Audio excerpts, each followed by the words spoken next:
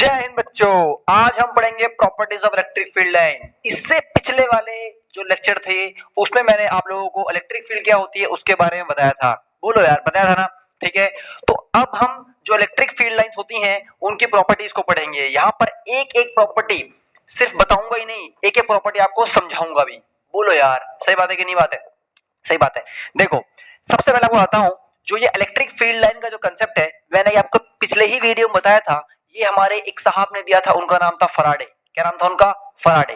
तो जब फराडे ने कंसेप्ट दिया, उस टाइम पे फराडे ने इनको बोला लाइन ऑफ फोर्सेस। क्या बोला? Line of forces. बट कहीं ना कहीं ये मेथड जो है वो काफी प्रैक्टिकल कंसेप्ट को सेटिस्फाई नहीं करता है, इसलिए बुक्स इसको फील्ड लाइंस बोलती हैं। क्या बोलती हैं इसको? Field lines. तो अगर इसको लाइन ऑफ फोर्सेस भी बोला जाए तो गलत नहीं होगा, बट उतना कन्वीनियंट नहीं है, इसलिए बुक्स के अंदर ये फील्ड लाइंस के नाम से मेंशन है। समझ आ गया? ये क्यों किया फराडे ने, पहले इसको समझने की कोशिश करते हैं। एक्चुअल में जो फराडे साहब थे वो इलेक्ट्रिक फील्ड का एक पिक्टोरियल व्यू लोगों को समझाना चाहते थे। एक non mathematical view, pictorial view की पिक्चर की फॉर्म में किस तरह से हम फील्ड को रिप्रेजेंट कर सकते हैं, वो ये लोगों को समझाना चाहते थे। ठीक है, मैथमेटिक्स से हटके। इसलिए उन्होंने इस कंसेप्ट को समझा, और इस चीज को समझने के लिए हमें इलेक्ट्रिक फील्ड लाइंस की क्या पढ़नी पड़ेगी? बोलो यार, प्रॉपर्टी पढ़नी पड़ेगी। क्या पढ़नी पड़ेगी? प्रॉपर्टी पढ़नी पड़ेगी। अब बात करते हैं इलेक्ट्रिक फील्ड लाइन की प्रॉपर्टी। सबसे पहली प्रॉपर्टी देखिए, सबसे पहली प्रॉपर्टी इलेक्ट्रिक फील्ड लाइन। समझ आना मैं क्या लिख रहा हूं इसका मतलब? ठीक है, पूरा लिख देता हूं। इलेक्ट्रिक फील्ड लाइंस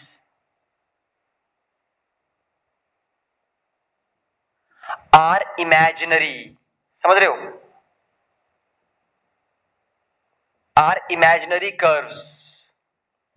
ठीक है यार, देखो ये ऐसे कर्व हैं जो कि सिर्फ और सिर्फ हमारी इमेजिनेशन है। कहने का मतलब है यार, देखो क्या आपको दिखती है लाइंस? किसी को दिखती है लाइंस? किसी को नहीं दिखती। तो ये सिर्फ हमारी एक इमेजिनेशन है। सबसे पहला पॉइंट, सबसे बेसिक पॉइंट। ठीक है, इससे रिगार्डिंग कोई क्वेश्चन नहीं आता। These are imaginary, electric field lines are imaginary curves. ठीक है, पहली बात। तो इसी में आप एक और पॉइंट करते हैं, इमेजिनरी कर्व्स एंड कंटिन्यूअस। ये कैसे होते हैं? कंटिन्यूअस। ठीक है, लेकिन ये कंटिन्यूअस जो पॉइंट है ये तब बोला जाता है, and they are continuous where in free space. And are continuous in कैसा स्पेस? बोलो यार, इन फ्री स्पेस। मतलब समझने की कोशिश करो, कंटिन्यूअस पॉइंट तब बोला जाएगा जैसे मान लो मैं इस चार्ज से फील्ड लाइंस की मैंने बात करी। ठीक है, और अगर मैं बोल रहा हूं कि फील्ड लाइंस कंटिन्यूअस है तो ये स्पेस पूरी तरह से फ्री होना चाहिए। मतलब इसमें टेस्ट चार्ज हो सिर्फ अपना एक, इसके अलावा इसमें और कोई सोर्स चार्ज ना हो। सही बात है कि नहीं बात है? ठीक है, यानी कि ये जो रीजन है ये अदर चार्जेस से एब्सेंट होना चाहिए। ठीक है, सोर्स चार्ज सिर्फ एक ही होगा। सही बात है कि नहीं बात है? तो ये तो हो गया हमारा कंटिन्यूअस वाला कंसेप्ट। बोलो यार, ठीक है, समझ आ गया पहला point. Electric field lines are imaginary and continuous. Electric field lines are imaginary curves and continuous in free space. पहला पॉइंट। सही बात है कि नहीं बात है? चलिए दूसरा पॉइंट। दूसरा पॉइंट, एक एक पॉइंट एक एक प्रॉपर्टी समझेंगे, टेंशन लेने का नहीं। देखो सेकंड पॉइंट, सेकंड पॉइंट है whenever you draw a tangent to electric field line curve, whenever you draw a tangent to electric field line curve, you will get the direction of electric field at that point. समझ आ गया? जो मैंने बोला उसी point को लिखना है। ठीक है, नोट्स मैंने पूरे बनाए हुए हैं, आपको मिल जाएंगे, मैं समझा रहा हूं। सेकंड प्रॉपर्टी क्या है? ये कहती है कि भाई साहब मान लो, देखो मान लो ये इलेक्ट्रिक फील्ड थी, इलेक्ट्रिक फील्ड ऐसे जा रही है। ठीक है, और ये पूरा का पूरा इलेक्ट्रिक फील्ड वेक्टर है। अब मेरे पास आए, मेरे पास दो बच्चे आए। ठीक है, मैंने एक से पूछा बता इस पॉइंट पे इलेक्ट्रिक फील्ड डायरेक्शन कहां है, बता इस पॉइंट पे कहां है, बता इस पॉइंट पे कहां है। ठीक है, तीन आए मान लो, मैंने तीनों को अलग अलग काम दे दिया करने के लिए। ठीक है, तो पहला आया, तरीका क्या देखना, वो क्या करेगा, वो खट से इस पॉइंट पे टेंजेंट मारेगा। अब आपको पता है टेंजेंट किसी भी कर्व को सिर्फ एक पॉइंट पे टच करती है। इसका मतलब यहां पे इस टेंजेंट ने कहां डायरेक्शन दिखाई? आगे। इसका मतलब इस पॉइंट पे इलेक्ट्रिक फील्ड जो वेक्टर है वो किधर है? इलेक्ट्रिक फील्ड वेक्टर किस साइड है? इस साइड, इस पॉइंट पे। ठीक है, फिर दूसरा बच्चा आया चटपट, उसको मैंने बोला यहां पर बता, वो क्या करेगा, वो यहां पे टेंजेंट मारेगा। ठीक है, अब यहां पे टेंजेंट मारेगा तो इस पॉइंट पे जो इलेक्ट्रिक फील्ड वेक्टर है वो कहां है? इधर है। बोलो यार, सही बात है कि नहीं बात है? सही बात है। तो वो बोलेगा भैया इलेक्ट्रिक फील्ड डायरेक्शन इधर है। अगला बच्चा आएगा, वो इस पॉइंट को पकड़ेगा कोई मान लो, और उसने इस पे टेंजेंट मारा, तो उसके लिए इलेक्ट्रिक फील्ड वेक्टर की डायरेक्शन किस साइड है? इस साइड है। समझ आ गया? तो पॉइंट क्या बन गया, whenever we draw a tangent to electric field line curve at a particular point, we will get the direction of electric field at that point. हमें उस पॉइंट पे डायरेक्शन मिलेगी जिस पॉइंट पे हम ड्रॉ करेंगे। देखो तीनों पॉइंट पे डायरेक्शन अलग अलग है इलेक्ट्रिक फील्ड की, तो जिस पॉइंट पे आपको डायरेक्शन चाहिए आप उस पॉइंट पे क्या ड्रॉ कर दीजिए, टेंजेंट। सही बात है कि नहीं बात है? ठीक है, यानी कि कंफर्म हो गया। ठीक है बेटा, तो चलो ये तो होगा सेकंड पॉइंट। अब बात करते हैं थर्ड पॉइंट की। थर्ड पॉइंट ये है, two electric field lines can never intersect each other। बोलो यार, देखो ये आपसे बोल रहा है कि दो इलेक्ट्रिक फील्ड लाइन कर्व, दो क्या बोल रहा है आपसे, दो इलेक्ट्रिक फील्ड लाइंस कर्व कभी भी इंटरसेक्ट नहीं करेंगे, कभी भी इंटरसेक्ट नहीं करेंगे। चलो हम लोग एक काम करते हैं, हम लोग काम क्या करते हैं, हम लोग इंटरसेक्ट करा के देखते हैं। भाई ये बोल रहा नहीं करे, ये क्या बोल रहा है कि नहीं कर सकते, हम लोग करा के देखते हैं, जो गलती होगी हमको पता लग जाएगी। बोलो ठीक है, चलो करा के देख लेते हैं अपन लोग। देखो जैसे मान लो मेरे पास ये दो कर्व थे, ठीक है, ये कर्व था E1 और ये कर्व था E2, ठीक है, सही बात है कि नहीं बात है? अब इसने मेरे को बोला कि भाई साहब ये करना इंटरसेक्ट नहीं कर सकते, बट मैंने करवा दिया। तो मैंने कहां करवाया इंटरसेक्ट, यहां पर, ठीक है। अब राकेश गया इस कर्व पे और सोमलाल गया इस कर्व पे, ठीक है। तो पहले वाले बंदे ने बोला कि सर मैं तो इस कर्व के हिसाब से इस पॉइंट पे मैंने टेंजेंट ड्रॉ करी, तो मेरे को पता लगा कि इलेक्ट्रिक फील्ड डायरेक्शन इस साइड है, यानी कि E2 क्या बोल रहा है, इलेक्ट्रिक फील्ड किस साइड है, इस साइड है, इस पॉइंट पे। सोमलाल क्या बोल रहा है, उसने टेंजेंट इस वाले पे ड्रॉ करी, तो वो क्या बोलेगा, इलेक्ट्रिक फील्ड किस साइड है, इस साइड है। मुझे एक बात बताओ, एक ही पॉइंट पे दो डायरेक्शन कभी किसी चीज की पॉसिबल है, नहीं पॉसिबल है। इसका मतलब हम ट्रस्ट किस पे करें, डाटा किसका सही है, ठीक है। इसका मतलब ये पूरी की पूरी कंडीशन ही फेक आउट हो गई। यानी कि हमेशा याद रखना, कभी भी इलेक्ट्रिक फील्ड लाइंस कर्व एक दूसरे को इंटरसेक्ट नहीं करते, क्योंकि अगर वो एक दूसरे को इंटरसेक्ट कर देंगे तो जिस पर्टिकुलर पॉइंट पर वो एक दूसरे को इंटरसेक्ट करेंगे उस पॉइंट पे इलेक्ट्रिक फील्ड लाइंस की, उस पॉइंट पे सॉरी इलेक्ट्रिक फील्ड वेक्टर की दो डायरेक्शन हो जाएंगी, विच इज नॉट पॉसिबल, क्योंकि इलेक्ट्रिक फील्ड वेक्टर की यूनिक डायरेक्शन होती है। सही बात है कि नहीं बात है? तो इसको प्रॉपर इंग्लिश में लिख देंगे, टूटी फूटी इंग्लिश में मेरी तो कमजोर सी है, उस तरह से आप लिख देंगे। इस तरह देंगे, two electric field lines curve can never intersect each other because at the point of intersection it would mean that there are two possible direction for electric field vector, which is not possible because electric field vector always have a unique direction। सही बात है कि नहीं बात है? बोलो यार, ऐसा टूटा फूटा बोल रहा है मेरे तरफ, ठीक है। बोलो यार, थर्ड पॉइंट हो गया, बता दो।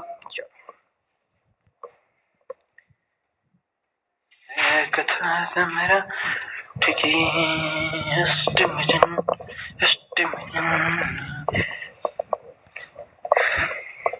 देखो अब जो आपका अगला पॉइंट है वो बहुत ही सिंपल सा पॉइंट है, ठीक है, और ये हम लोगों ने ऑलरेडी एक बार पहले पढ़ लिया है। देखो वो ये है कि कौन सा तीन पॉइंट होगा ना, fourth point, electric field due to a positive charge is radially outward, ये वाला पॉइंट है। यानी कि अगर कभी भी एक पॉजिटिव चार्ज हो तो उससे जो इलेक्ट्रिक फील्ड निकलेंगी वो कहां होंगी, रेडियली आउटवर्ड्स होंगी,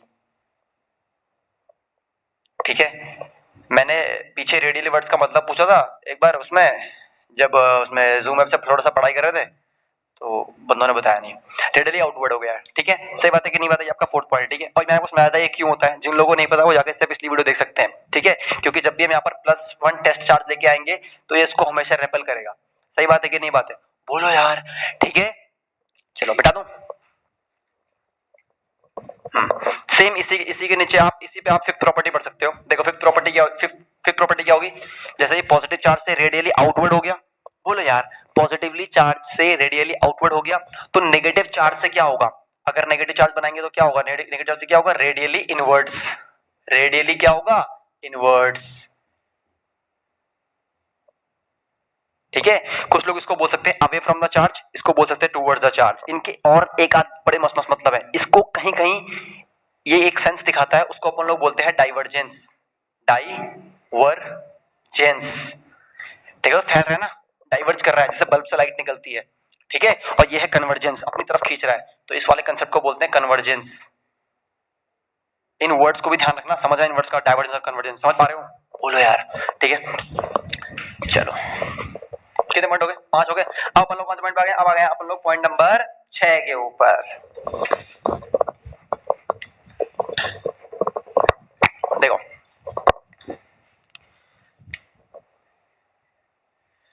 जो आपका 6 पॉइंट है वो कहता है, वो ये कहता है कि भाई साहब देखो, आप लोगों ने 10th क्लास में मैग्नेटिक फील्ड की प्रॉपर्टी पढ़ी थी ना, जहां पर मैग्नेटिक फील्ड लाइन क्लोज होती थी आप क्या बोलते थे? स्ट्रेंथ ज्यादा है। जहां पे दूर होती थी आप बोलते थे स्ट्रेंथ कम है।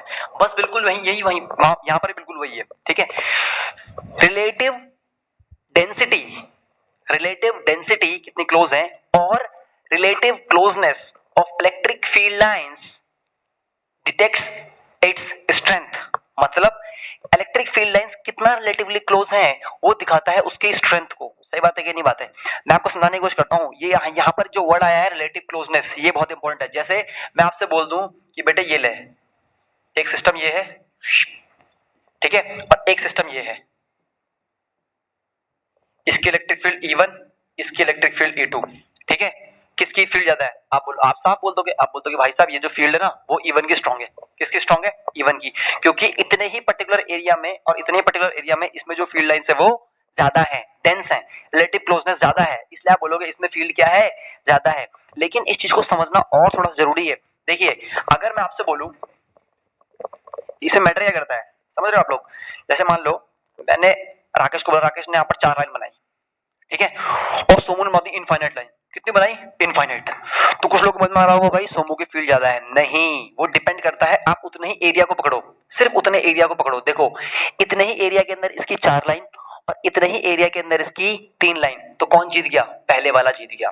तो इसको बोलते हैं रिलेटिव क्लोजनेस। ऐसा नहीं होता कि एक बंदे की बोला भाई मेरी तो 1000 लाइन है और एक ने बोला मेरी 50 लाइन है और आप बोल रहे हो 50 लाइन वाला तू हार गया और 100 वाला जीत गया। ऐसे नहीं है। आप उससे पूछो कि भाई साहब जो है आपकी 50 लाइन और 100 लाइन है ये कितने एरिया में एक्सपैंड हो रही है, कितने एरिया में फैली हुई है, ठीक है। सॉलिड एंगल का कांसेप्ट है इसमें भी। बोलो यार एनसीईआरटी पढ़ोगे, बाई साइड में जो पेज है पता लग जाएगा आप लोगों को। सही बात है कि नहीं बात है? तो रिलेटिव क्लोजनेस ये मैटर करता है कि कितने एरिया में वो कितनी फील्ड लाइंस है, कितनी डेंसिटी है, उसको बोलते हैं रिलेटिव डेंसिटी, ठीक है। सही बात है कि नहीं बात है? अब देखो जैसे आपसे आपको इसके लिए अगर आपको जवाब इसका जब मैंने नोट्स दिए हैं तो मैंने नोट्स में कुछ उसको इस टाइप से बनाया हुआ है,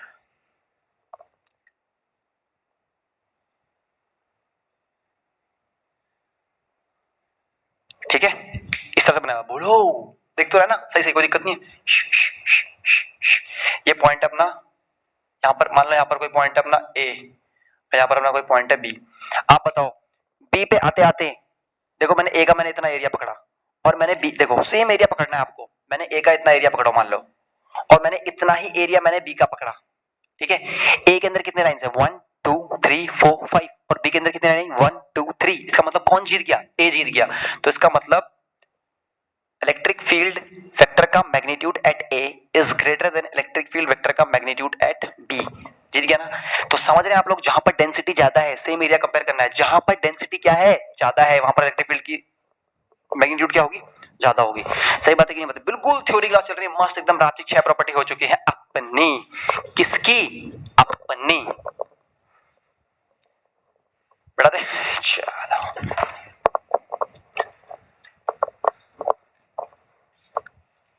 चलो अब बात करते हैं अपने 7th प्रॉपर्टी की। जो हम लोगों की अपनी 7th प्रॉपर्टी है वो हमसे ये कहती है कि भाई साहब electric field lines do not forms close loop. Electric field line कभी क्लोज लूप नहीं बनाती मैग्नेट की तरह। बोलो यार जैसे मैग्नेट क्या, समझो क्लोज लूप का मतलब क्या होता है। ये नॉर्थ पोल या साउथ पोल, ये पूरा का पूरा एक ही मैग्नेट है।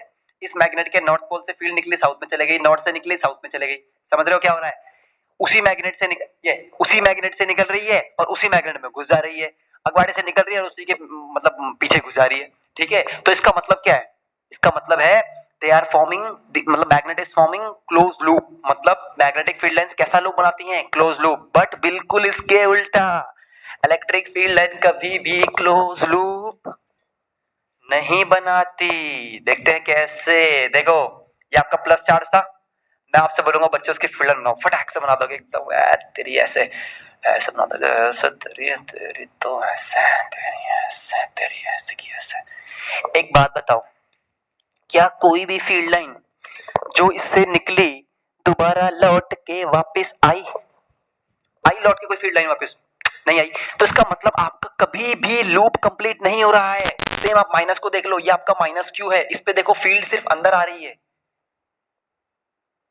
ठीक है, सिर्फ अंदर आ रही है फील्ड। क्या कोई फील्ड ऐसी भी है जो इससे जा रही थी? नहीं। इसका मतलब इलेक्ट्रिक फील्ड लाइन कभी भी क्लोज लूप नहीं बनाते। तो हमेशा रखना electric field lines do not form close loop. और इस क्लोज लूप का रीजन ये है, ये एक प्रॉपर्टी होल्ड करते हैं, एक प्रॉपर्टी शो करते हैं। हमेशा रखना ऐसा क्यों होता है, because electric field is conservative in nature, is conservative in nature. अब क्योंकि इस कंजर्वेटिव नेचर को फॉलो करती है, इसलिए ये कभी भी क्लोज लूप नहीं बनाती। अब ये कंजर्वेटिव नेचर क्या है, जिन लोगों को मैंने 11th में पढ़ाया है उनको मैंने कंजर्वेटिव नेचर के बारे में थोड़ा सा बताया होगा, ठीक है। वरना आप लोगों को सेकंड चैप्टर के अंदर इस कंजर्वेटिव वर्ड की पूरी पोल खोल देंगे, क्या है ये कंजर्वेटिव। हमेशा याद रखना इलेक्ट्रिक फील्ड जो होती है वो एक कंजर्वेटिव फील्ड है। कैसी फील्ड है? कंजर्वेटिव फील्ड है। इतना समझ लो, आपको समझ आ गया, ये वाली प्रॉपर्टी समझ आ गई। या ये थी आपकी कौन सी प्रॉपर्टी, बोलो यार, ये थी आपकी प्रॉपर्टी नंबर 7। अब हम आ गए आपकी प्रॉपर्टी नंबर 8 के ऊपर। किसके ऊपर आ गए भाई, बोलो यार, 8 के ऊपर। अब आपकी जो प्रॉपर्टी नंबर 8 है वो आपकी बहुत ही सिंपल प्रॉपर्टी है। वो आपकी कहती है electric field line always flows from higher potential to lower potential. और मेरे ख्याल से ये प्रॉपर्टी मैंने आपको पढ़ा दी है। पढ़ाई की नहीं पढ़ाई, बोलो यार। परसों एक कंसेप्ट सिखाया 10 लाख का आर्टिकल, ठीक है। चलो अगली प्रॉपर्टी है 9वीं। कौन सी है? मेरे ख्याल से ये तुम्हारी 7वीं या 8वीं है, 8वीं, ठीक है। देखो मुझे एक बात बताओ, इधर ही आ जाओ। ये पॉजिटिव प्लेट है, ये नेगेटिव प्लेट है। तुमको पता है इलेक्ट्रिक फील्ड पॉजिटिव से निकलती है नेगेटिव की तरफ जाती है, पॉजिटिव से निकलती है नेगेटिव की तरफ जाती है, पॉजिटिव से निकलती है नेगेटिव की तरफ जाती है। सही बात है कि नहीं बात है? जाती है, जाती है कि नहीं जाती? जाती है, ठीक है। इसका मतलब यार, इसका मतलब बड़ा सिंपल है। पॉजिटिव का हमेशा कैसा वोल्टेज होता है? High voltage. नेगेटिव कैसा होता है? Low voltage. इलेक्ट्रिक फील्ड कहां से कहां फ्लो करी? हाई वोल्टेज से लो वोल्टेज। बन गई ये property. Electric field lines always flow from higher voltage to lower voltage. कुछ लोग वोल्टेज की जगह पे बोल सकते हैं potential. Electric field lines always flows from higher potential to lower potential. ये तो मैंने आपको पिछले बार में कांसेप्ट सिखा दिया इलेक्ट्रिक फील्ड समझाते हुए। बन गई एक और प्रॉपर्टी, प्रॉपर्टी नंबर 8। अब बात करते हैं प्रॉपर्टी नंबर 9 की। देखो प्रॉपर्टी नंबर 9 कहती है कि सर जो यूनिफॉर्म इलेक्ट्रिक फील्ड लाइन होगी, कैसी? यूनिफॉर्म इलेक्ट्रिक फील्ड लाइन जो होंगी वो हमेशा पैरेलल होंगी। That means they are separated by same distance. Uniform electric field line represent कैसे की जाती है? इस तरह से। और मेरे भाई आप लोग इस पूरे चैप्टर में यूनिफॉर्म इलेक्ट्रिक फील्ड लाइन ही पढ़ने वाले हो, क्योंकि नॉन यूनिफॉर्म का मतलब क्या हुआ? जो समय के साथ बदल रहा है। कैसे बदल रहा है हमें नहीं पता, तो क्या हम उसे पढ़ पाएंगे? नहीं पढ़ पाएंगे। तो आप यूनिफॉर्म ही पढ़ोगे। अब देखो यूनिफॉर्म है बिल्कुल पैरेलल। इसका मतलब अगर इसमें रामलाल आया, उसने एक पॉइंट उठाया ए, और श्यामलाल आया, उसने पॉइंट उठाया बी, ठीक है। तो जो इलेक्ट्रिक फील्ड का मैग्नीट्यूड होगा ए पे, वो बराबर होगा किसके? बी के। ये एक पहली प्रॉपर्टी हो गई, ठीक है। इसे क्या बोलते हैं अपन लोग? Uniform electric field line. किस तरह से बनती है, ठीक है, हमेशा बोलो यार, ठीक है। आपकी अगली प्रॉपर्टी इलेक्ट्रिक, ये सब इलेक्ट्रिक फील्ड लाइन की प्रॉपर्टी है, बिल्कुल डिटेल में आपको मैं एक एक प्रॉपर्टी समझा रहा हूं, ठीक है। आपकी अगली प्रॉपर्टी, प्रॉपर्टी नंबर 10, ठीक है। ये नॉन यूनिफॉर्म, कैसी? Non uniform electric field line. अब भाई नॉन यूनिफॉर्म है, इसका मतलब पैरेलल नहीं होंगी। तो ये देखो ऐसे हो गई, विश्व के कल्याण की। इंटरसेक्ट नहीं करवाना है, ठीक है, वरना वो प्रॉपर्टी जो है वो होल्ड नहीं करेगी। फिर मान लो पॉइंट बी है, ये पॉइंट ए है, तो इसका मतलब हमें पता है बी पे रिलेटिव डेंसिटी बढ़ चुकी है। अभी बी प्रॉपर्टी पढ़ाई, इसका मतलब बी पे जो मैग्नीट्यूड होगा वो बड़ा होगा किससे? ए से। तो जब मैग्नीट्यूड ही सेम नहीं रहा तो फील्ड यूनिफॉर्म कैसे है? ही नहीं रही। इसका मतलब कैसे हो गई? Non uniform. बोलो चलो बता दूं 10वीं प्रॉपर्टी।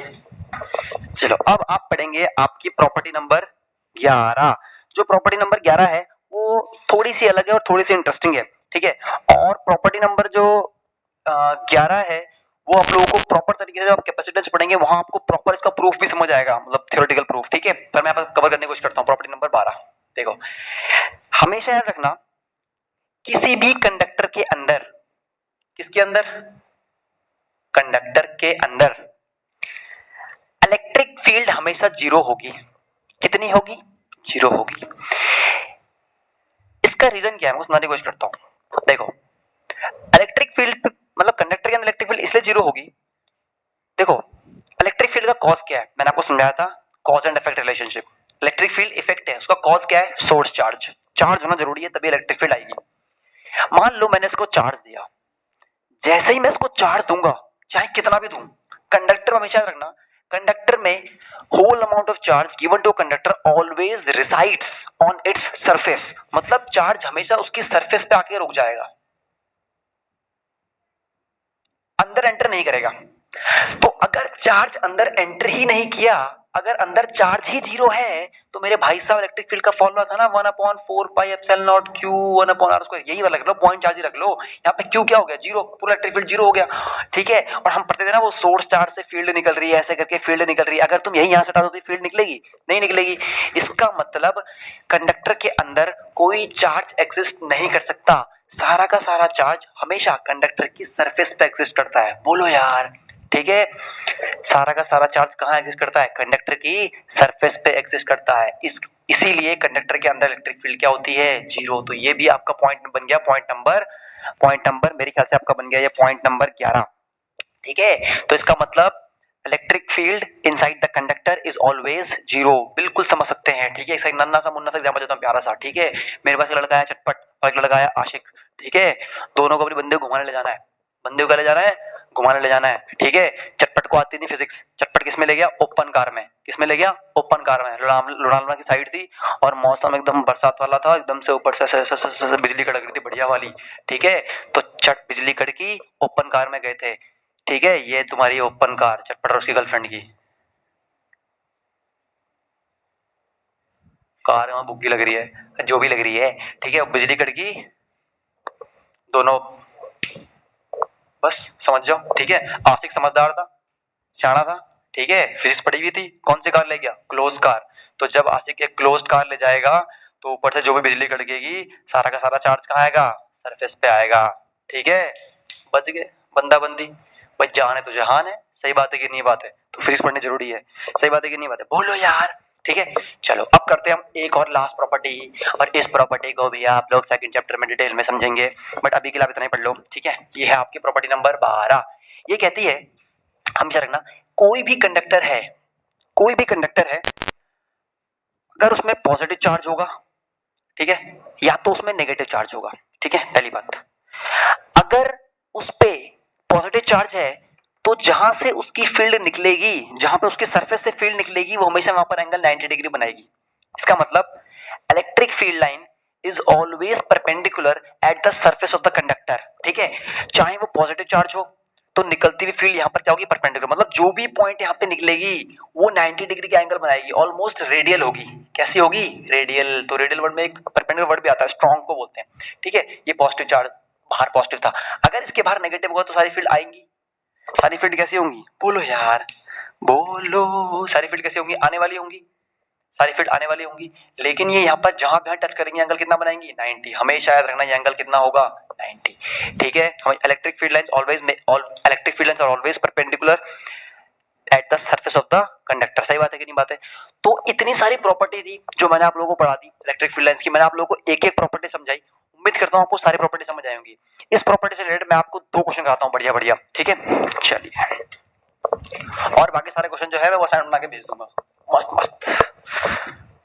ठीक है, एक बार पूरा इलेक्ट्रोस्टैटिक्स का फर्स्ट चैप्टर कंप्लीट हो जाए, फिर मैं सारे क्वेश्चंस की एक वीडियो बनाऊंगा। ठीक है, इजी से लेकर टफ तक के सारे क्वेश्चंस की वीडियो बन जाएगी बढ़िया बढ़िया। ठीक है, देखो पहला क्वेश्चन ये है, वो कह रहा है आपसे, ये कंडक्टर है। ठीक है, एक कर्व तो ये गया, एक कर्व ये गया, यहाँ पे 90 बना रहा, मैं इंडिकेट कर रहा हूं। ठीक है, और एक कर्व ये गया और एक कर्व ये गया।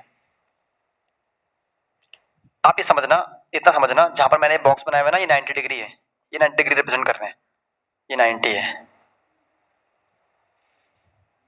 ठीक है, ये कर्व है A B C D. These 4 curve represent electric field line for a conductor. आप बताओ कौन सा वाला कर्व जो आंसर है वो सही है? देखिए पहले बात करते हैं ए की। देखो ए तो बुरी तरह से फेल हो गया, ए की तो ऐसी की तैसी होगी, ना घर का ना घाट का। क्यों?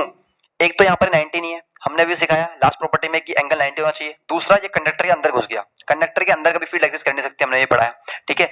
और कंडक्टर के अंदर फील्ड एग्जिस्ट नहीं कर सकती, इसी को हम यूज करते हैं, इसको प्रॉपर नाम से बोला जाता है, इसका एक एप्लीकेशन है, इसको बोलते हैं इलेक्ट्रोस्टैटिक शील्डिंग। बहुत सारे इलेक्ट्रॉनिक्स के अंदर ऐसे सोफिस्टिकेटेड इक्विपमेंट्स होते हैं जो बहुत छोटे छोटे वोल्टेज पे जल जाते हैं, ठीक है, तो उनको ऐसे ही इक्विपमेंट्स के अंदर लेके जाया जाता है, ठीक है, मतलब ऐसे एक बॉक्स बनाया जाएगा पूरी तरह से मेटल का, उसके अंदर उनको लेके जाया जाता है, ताकि अगर जब उनको ले जा रहे हैं और कोई भी चार्ज आए तो वो सारा जो बॉक्स लिया है उसकी सरफेस पे आए, अंदर जो डिवाइस रखा हुआ है, जो भी इक्विपमेंट रखा हुआ है उसको हम ना करें, इसको बोलते हैं इलेक्ट्रोस्टैटिक शील्डिंग। जिससे वो आशिक बचा था ना अभी अपनी बंदी के साथ, वो इलेक्ट्रोस्टैटिक शील्डिंग है, ठीक है। अब देखते हैं, बात करते हैं, इसने 90 वाला फंडा तो सेटिस्फाई कर दिया, लेकिन ये फील्ड अंदर चले गई, तो इसका मतलब ये भी हार गया, ये भी हार गया। अब बात करते हैं सी की। सी ने एक काम अच्छा किया, ये अंदर नहीं गया, इसने पहचान लिया ये कंडक्टर है, लेकिन इसका एंगल 90 नहीं, तो ये भी हार गया। तो आंसर कौन है? डी। डी ने दोनों प्रॉपर्टी सेटिस्फाई कर रहा है। कैसे? एक तो डी का जो एंगल है वो भी 90 डिग्री है, और दूसरा डी जो है वो इसके अंदर भी एंटर नहीं कर रहा है। सही बात है कि नहीं बात है? बोलो यार, बोलो, ठीक है। चलो अब एक क्वेश्चन और करते हैं। यही क्वेश्चन मैंने आप लोगों से ग्रुप में आप लोगों को करने के लिए बोला, पता नहीं मुझे मुश्किल से यार 3 बच्चों ने करके भेजा यार, हद हो गया, तुम्हारी शर्म हो लगा, तुम तो 12th के बच्चे आ रहे थे, पढ़ोगे पता नहीं क्या कर रहे हो, ठीक है। देखो क्वेश्चन क्या है, मैं आपको क्वेश्चन बताता हूँ पूरा का पूरा, मेरे पास है क्वेश्चन। क्वेश्चन कह रहा है, calculate the number of excess electrons in an oil droplet in a given figure having mass m plays in electric field E and is held stationary। समझने की कोशिश करते हैं, बोल क्या रहा है। ये बोल रहा है भाई साहब, मैं आपको पूरा क्वेश्चन बताता हूं पहले। ये इलेक्ट्रिक फील्ड लाइन है और ये कह रहा है सर इस इलेक्ट्रिक फील्ड में ना मैंने एक ड्रॉप रख दी, ये ऑयल की ड्रॉप है, ठीक है। स्टार्टिंग में मतलब मान लो स्टार्टिंग में न्यूट्रल है, इसमें कोई चार्ज नहीं, जितना पॉजिटिव उतना ही नेगेटिव है। आप इसको कितने एक्सेस इलेक्ट्रॉन दो, क्या दो आप इसको? एक्सेस इलेक्ट्रॉन, इलेक्ट्रिक फील्ड नीचे है, ताकि ये इसका जो मास है वो m है, ठीक है। आप इसको कितने एक्सेस इलेक्ट्रॉन दो ताकि ये स्टेशनरी रहे। कैसा रहे? स्टेशनरी। यार देखो एक बात बताओ, यार आपने ड्रॉप रखी हुई है ना, भूल जाओ इलेक्ट्रिक फील्ड, 11th क्लास याद करो यार, ग्रेविटी का कोई तो इफेक्ट है। आपने कोई चीज रखी, नीचे गिरी, ये देखो गिरी, कैसे गिरी? ग्रेविटी।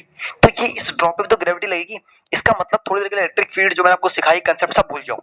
इसका मतलब इस पे जो नीचे जो फोर्स लगेगी mg ड्यू टू ग्रेविटी, यार अर्थ अट्रैक्शन आपको पता ही है। तो एक तो फोर्स पे लगनी ही लगनी है, ये तो मैकेनिक्स कहती है, इसमें तो हम कुछ कर ही नहीं सकते। अब हमें इसे स्टेशन रखना है, तो मैकेनिक्स इसको गिरा रही है, इसे कौन बचाएगा? बोलो यार, इसको बचाएगी इलेक्ट्रोस्टैट्स। कौन बचाएगी? इलेक्ट्रोस्टैट्स। मैंने आपसे पूछा कि एक्सेस ऑफ इलेक्ट्रॉन रखो इसके ऊपर, ठीक है। मान लो let the excess of electrons, let the number of excess of electron be छोटा n, ये आपको निकालना है, ठीक है। g कांस्टेंट है, आप यूज कर सकते हो। मास ऑफ ड्रॉपलेट आपको गिवन है, आप उसे यूज कर सकते हो। ये इलेक्ट्रिक फील्ड है, आप उसे यूज कर सकते हो। छोटा ए इलेक्ट्रॉनिक चार्ज है, आप उसे भी यूज कर सकते हो, ठीक है। अब मान लो मैंने इसे काफी सारे चार्ज दिए, मैंने इसे n इलेक्ट्रॉन दिए। कितने इलेक्ट्रॉन दिए? n इलेक्ट्रॉन दिए, ठीक है। आप बताओ एक इलेक्ट्रॉन चार्ज कितना होता है? e। तो टोटल चार्ज कितना दिया मैंने? टोटल चार्ज निकालना जरा बच्चों, टोटल चार्ज कितना दिया? टोटल चार्ज मैंने से दिया q, n इलेक्ट्रॉन है और एक इलेक्ट्रॉन का चार्ज ne, तो टोटल चार्ज कितना दिया? q is equal to ne। आपको तो पता ही है, जब भी मैंने कोई एक चार्ज रख दिया, मैंने मान लिया इसको एक्स्ट्रा चार्ज दिया q, तो अब ये मास के साथ साथ अब ये एक चार्ज की तरह बिहेव करेगा, क्योंकि मैंने इसको एक्सेस ऑफ इलेक्ट्रॉन दिए जो मुझे निकालने हैं, तो अब ये चार्ज की तरह बिहेव करेगा। आप सबको पता है इलेक्ट्रॉन पे होता है नेगेटिव चार्ज, और मैंने आपको बताया भी है, ठीक है। इसको चाहे आप प्रॉपर्टी भी समझ लो चाहे कुछ समझ लो, 10 लाख का जो मैंने आर्टिकल बताया था, electron always experiences a force in opposite direction of electric field, in opposite direction of, बोलो यार, opposite direction of electric field, ठीक है। इसका मतलब ये बंदा इस पे जो फोर्स लगेगी वो कहां लगेगी? इधर। आपको तो पता है मैंने फोर्स सिखाई थी Q इंटू ई, सिखाई थी नहीं सिखाई थी? Q ई फोर्स लगती है। एंड फॉर बैलेंसिंग, इसको स्टेशनरी रुका हुआ है, इसका मतलब दोनों फोर्स क्या होंगी? बराबर होंगी, ठीक है। फॉर स्टेशनरी कंडीशन, बिल्कुल तरीके से लिखना, मैं बार सिखा रहा हूं। For stationary condition Q E is equal to क्या होगा? mg, ठीक है। Q ई की वैल्यू कितनी होती है? Q की वैल्यू कितनी है? Ne, capital E is equal to mg। हमें क्या निकालना है? बोलो यार, हमें क्या निकालना है? ठीक है, कट रहा है क्या? चलो ऊपर लिख देता हूं, हमें ये आ गया यहां तक, ठीक है। हमें n निकालना है ना, तो क्या करो, यहां से बढ़ा दो इसको, हमें n निकालना है ना, n बाकी सबको नीचे भेज दो, तो क्या आ गया? mg छोटा ई अपॉन बड़ा ई, बस इतना ही सही है। मत करो वैल्यू पुट यार, मास की तो वैल्यू आपको दी नहीं, जी की वैल्यू पुट करनी कर लो, ई की वैल्यू पुट करनी कर लो, बाकी मत पुट करना, मत ही करना, इतने रहने दो। इसका मतलब आपको इतनी एक्सेस ड्रॉप चाहिए। अब देखो एम मास आपको गिवन था, जी एक कांस्टेंट है, ठीक है, ई एक कांस्टेंट है, इलेक्ट्रिक फील्ड आपको क्वेश्चन में मेंशन थी, तो हमारा जो आंसर है वो सब उन वेरिएबल्स या कांस्टेंट्स के टर्म में आया है जो हम लोगों को ऑलरेडी नोन है। कुछ तो कांस्टेंट्स हैं और कुछ ऐसे वेरिएबल है जो मैं क्वेश्चन में ऑलरेडी मेंशन थे। तो इस तरीके से आपको ये क्वेश्चन करना था। बोलो यार सही बात है कि नहीं बात है। अब जो अगली वीडियो होने वाली है वो भी इस चैप्टर की काफी इंपॉर्टेंट वीडियो होने वाली है। उसमें आप लोग पढ़ेंगे इलेक्ट्रिक फ्लक्स, यानी कि जब हम एक चार्ज रखते हैं तो उस चार्ज से कितनी फील्ड निकलती हैं, इसे कौन सी लॉ गवर्न करती है, Gauss law. But Gauss law को पढ़ने से पहले आपको फ्लक्स पढ़ना जरूरी है। फ्लक्स क्या होता है ये हम जानेंगे कौन सी वीडियो में, अगली वीडियो में। तब तक के लिए